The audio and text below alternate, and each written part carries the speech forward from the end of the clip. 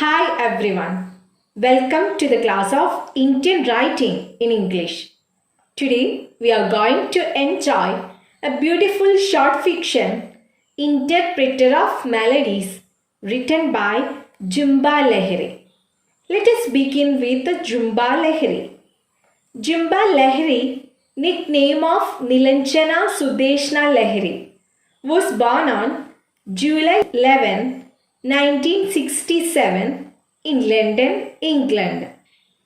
She is English-born American novelist and short story writer whose works illuminate the immigrant experience, in particular that of East Indians. Lahiri was born to Bengali parents from Calcutta.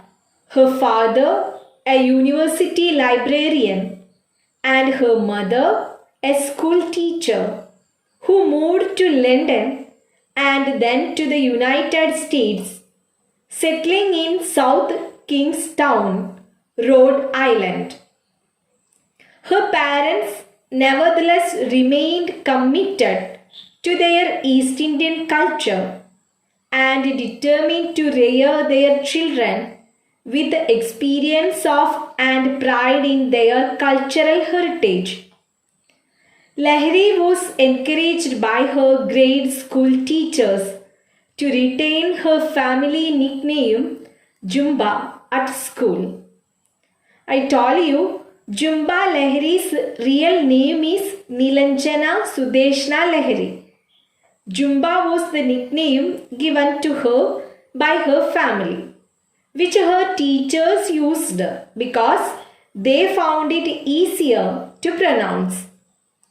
Although she wrote prolifically during her pre-college school years, she did not embrace a writer's life until after she graduated with a BA in English Literature from Barnard College and obtained 3 master's degrees in English, creative writing, and comparative literature and arts, and a doctorate in Renaissance studies from Boston University in the 1990s.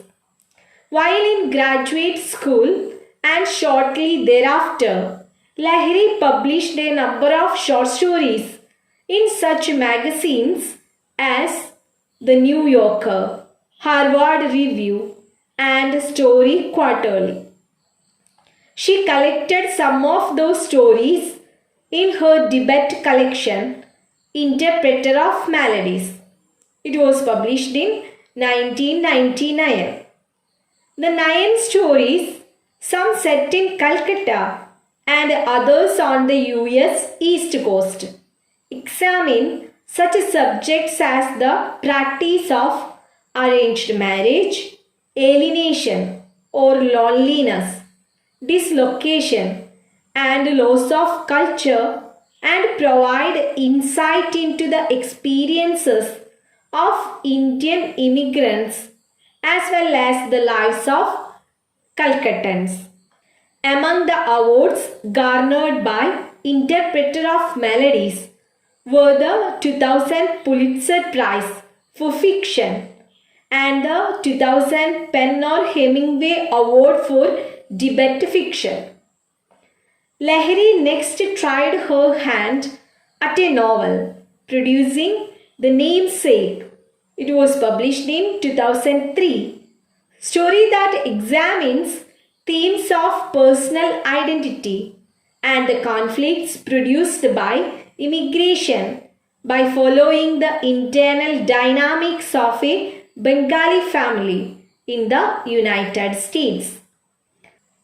The work was adapted into a 2007 Meera Nair film starring Irfan Khan and Tabu, with Lahiri acknowledging that she felt a connection to the director's sensibilities. She returned to short fiction in Unaccustomed Earth. It was published in 2008, a collection that likewise takes as its subject the experience of immigration as well as that of assimilation or absorption into American culture. Unaccustomed Earth reached number 1 on the New York Times bestseller list. Her novel The Lowland, it was published in 2013, chronicles the divergent paths of two Bengali brothers. The tale was nominated for both the Man Booker Prize and the National Book Award and earned Lahiri the 2015 DSC Prize for South Asian Literature, a prize established in 2010 by Infrastructure Developers DSC Limited to honor the achievements of South Asian writers and to raise awareness of South Asian culture around the world. Lahiri was presented a 2014 National Humanities Medal by US Press Barack Obama in 2015. That same year, she published her first book written in Italian in altre parole. In other words, a meditation on her immersion in another culture and language. Lahiri continued writing in Italian and in 2018 she released the novel Dove Tro, it means whereabouts.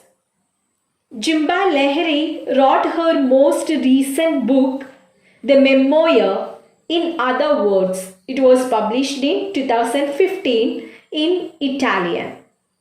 An account of her love affair with the Italian language, the book chronicles her attempts to master the language and explores her experience of moving to Rome, Italy, with her family in 2012. Dear children, this semester we are going to enjoy the short fiction The Interpreter of Melodies written by Jimba Lahiri. We are going to begin with historical context of Interpreter of Melodies. While Lahiri's texts often focus on family life and the domestic sphere, the central historical backdrop to her writing is often the immigration of Indians to America. The late 1990s, when The Interpreter of Melodies was published, were peak years of foreign immigration into the US, largely as a result of an economy that was booming or increasing at the time. Indians especially constituted an ever larger proportion of highly educated and high-skilled immigrants moving to America, attracted there by the prospect of well-paying jobs in sectors such as science, technology, and engineering. The movement of Indians to America in search of better lives often structures the identities, experiences, and relationships of Lahiri's characters. Her writing go through into the obstacles they face as they attempt to navigate the distance between two worlds. Let's begin with the summary of the short fiction Interpreter of Melodies, written by Jimba Lahiri. The Das family is in India on vacation. His family is on their way to the Sun Temple. Have you heard about Sun Temple? Konark Sun Temple. It is located in the eastern state of Odisha, near the sacred city of Puri. Is dedicated to the sun god or Surya. That's why it is known as Sun Temple. Mr. Das has hired tour guide Mr. Kabasi to drive them to visit the Sun Temple. The family sits in the car, which is stopped near a tea stall because the family's youngest daughter, Tina, wants to go to the bathroom. Mr. and Mrs. Das are arguing about who should take their daughter, Tina, to the bathroom. Mrs. Das ultimately takes her, leaving Mr. Kabasi in the car with Mr. Das and his two sons. Ronnie, their son, darts out of the car to look at a goat. Mr. Das, who closely resembles Ronnie, reprimands him, does nothing to stop him. Mr. Das just wants Ronnie to stop him, even when he says he wants to give the god a piece of gum. Mr. Das tells Bobby, the younger of their two sons, to go look after Ronnie. When Bobby refuses, Mr. Das does nothing to enforce his order. So we can see here Mr. Das can't control his sons. As they sit waiting for mother and daughter to return, Mr. Kapasi learns from Mr. Das that all members of the Das family were born in America, where they still live. However, the family is of Indian origin. Mr. and Mrs. Das' parents now live in India, and the family visits them every couple of years. Tina comes back to the car, clutching a doll with shorn hair. Mr. Das asks Tina where her mother is, using Mrs. Das' first name, Meena. Mr. Kabasi notices that Mr. Das uses his wife's first name, and he thinks it is an unusual way to speak to a child. While Mrs. Das buys some puffed rice from a nearby vendor, Mr. Das tells Mr. Kabasi that he is a middle school teacher in New Brunswick, New Jersey. Mr. Kabasi reveals that he has been a tour guide for 5 years. As he watches her walking over, Mr. Kabasi is struck by Mrs. Das' appearance. Like her husband, she seems very young and is very good looking. Mr. Kabasi is interested by the entire Das family, which is completely Americanized in its speech and mannerisms despite its Indian roots. The group continues on its way. Mr. Das has him stop the car so he can take a picture of a starving peasant. The children become excited when they notice Hanuman monkeys perching on branches along the road.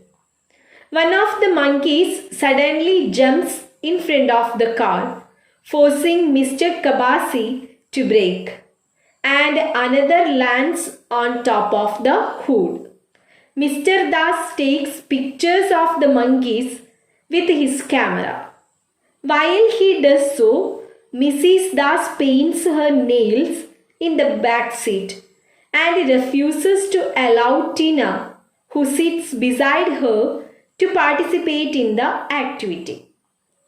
Once Mr. Das has finished taking pictures, Mr. Kabasi starts the car and continues driving towards the temple.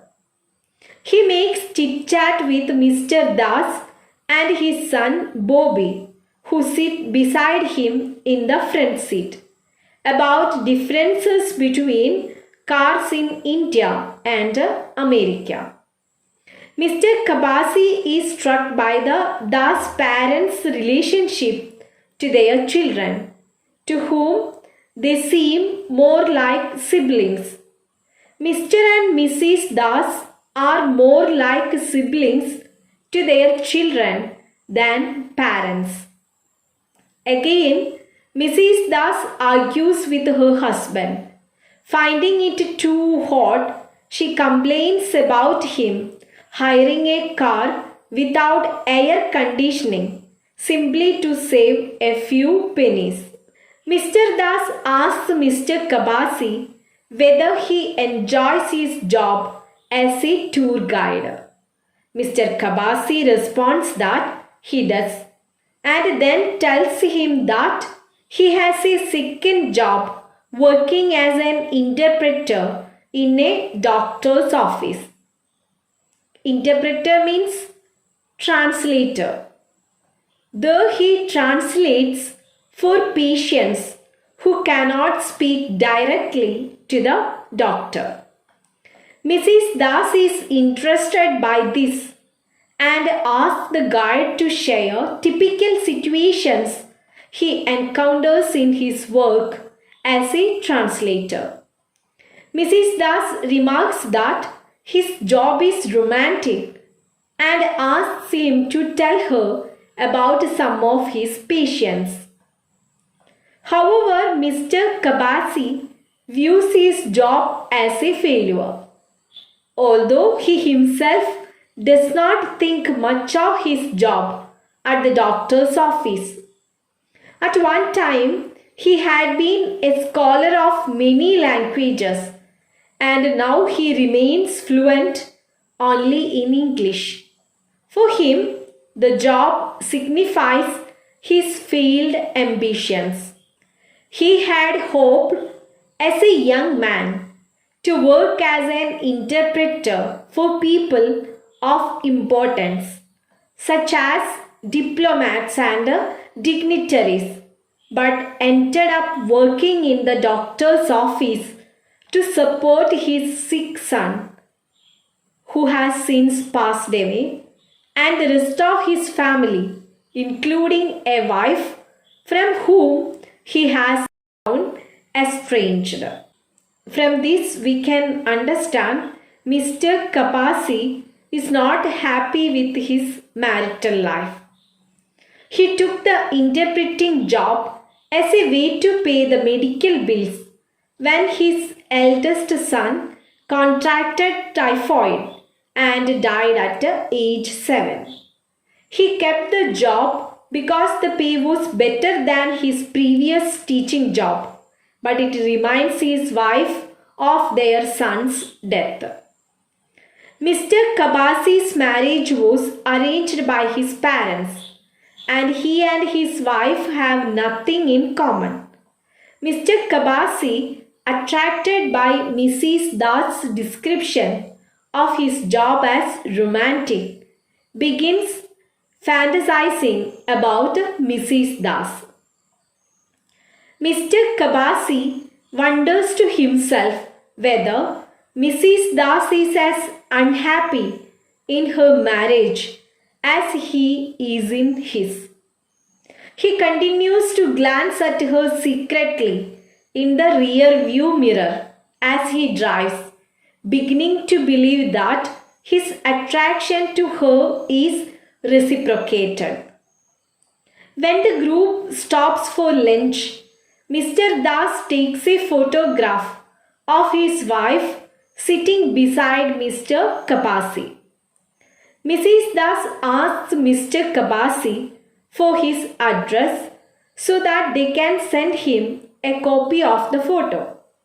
Mr. Kabasi carefully writes out his address on the scrap of paper that Mrs. Das gives him. He begins to fantasize that he and Mrs. Das will exchange letters, and that through these letters their romance will blossom.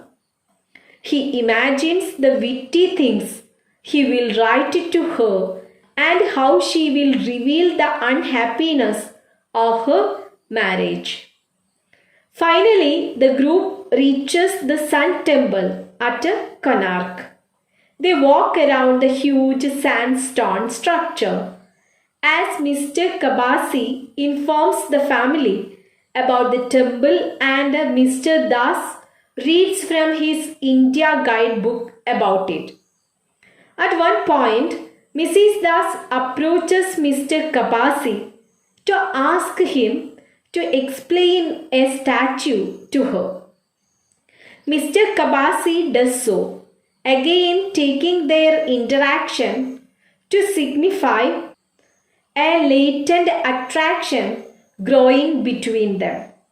He thinks about the letters they will write to each other and is suddenly crushed by the thought that Mrs. Das will soon be away in America. They stare at friezes of women in erotic poses. Mr. Kabasi admires her legs and continues to dream about their letters. On the way back from the temple, Mr. Kabasi suggests taking a detour to visit monastic dwellings located on hills at Udayagiri and Ghadagir. The family agrees and Mr. Kabasi is relieved that he will get more time with Mrs. Das. When they arrive, the place is swarming with monkeys. Mr. Kabasi tells the children and Mr. Das that the monkeys are not dangerous as long as they are not fed. When they arrive at the monastic dwellings, Mrs. Das stays in the car because her legs are tired. She is too tired to walk and asks Mr. Kabasi to remain in the car with her. She sits in the front seat next to Mr. Kabasi. They watch Mr. Das and the children from the car. Bobby passes a stick back and forth with one of the Hanuman monkeys who have again appeared. Mr. Kabasi comments that he is a brave boy.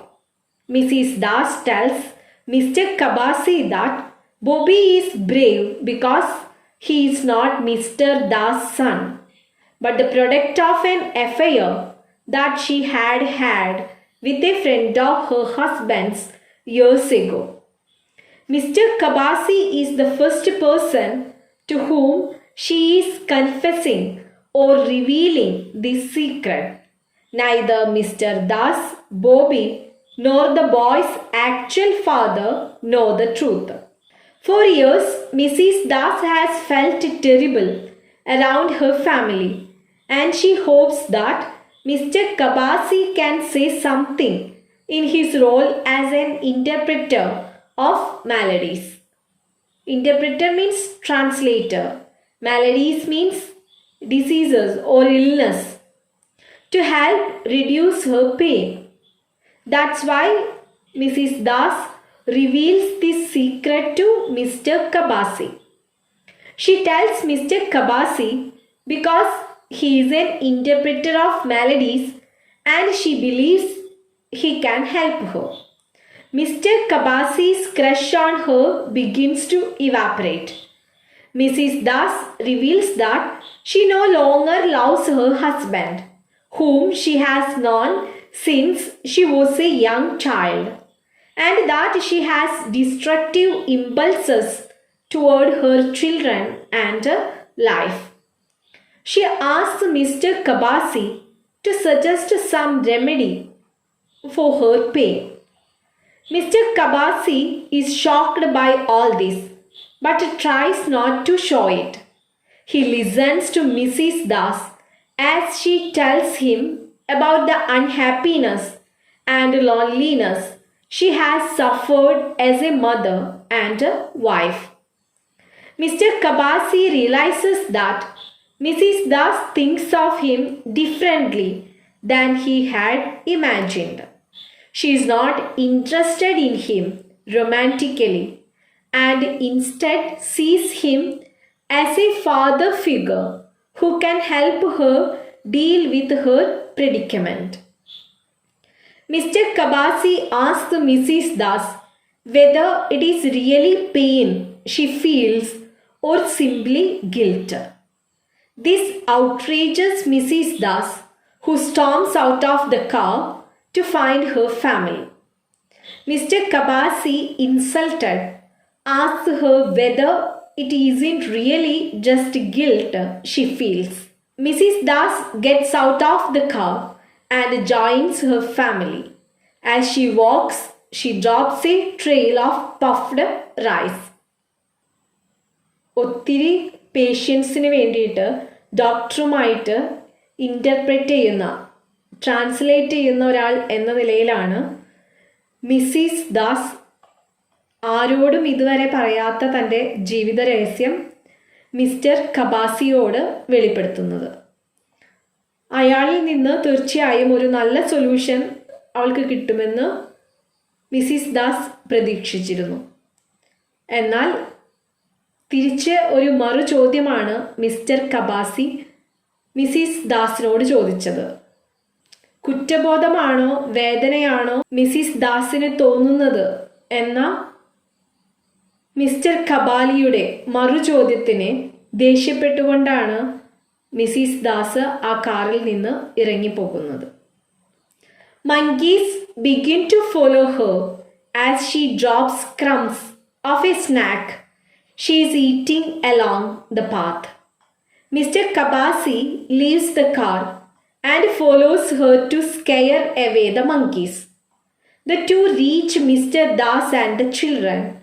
Mr. Das is preparing to take a family photograph, but suddenly they realize that Bobby is missing.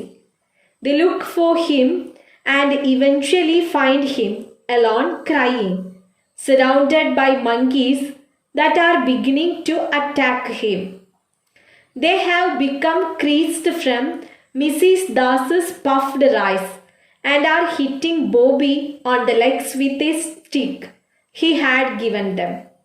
Mr. Das accidentally takes a picture in his nervousness, and Mrs. Das screams for Mr. Kabasi to do something. Mr. Kabasi chases off the monkeys and carries Bobby back to his. Mr. Kabasi drives away the monkeys and picks up the terrified boy. As he carries Bobby back to his family, Mr. Kabasi is tempted to whisper the secret of the boy's paternity into his ear, but resists. He never reveals the secret. Mr. Kabasi delivers Bobby to Mr. and Mrs. Das, who fuss over him. Fuss over means to pay a lot of attention to someone in a nervous or excited way. Mrs. Das puts a bandage on Bobby's knee.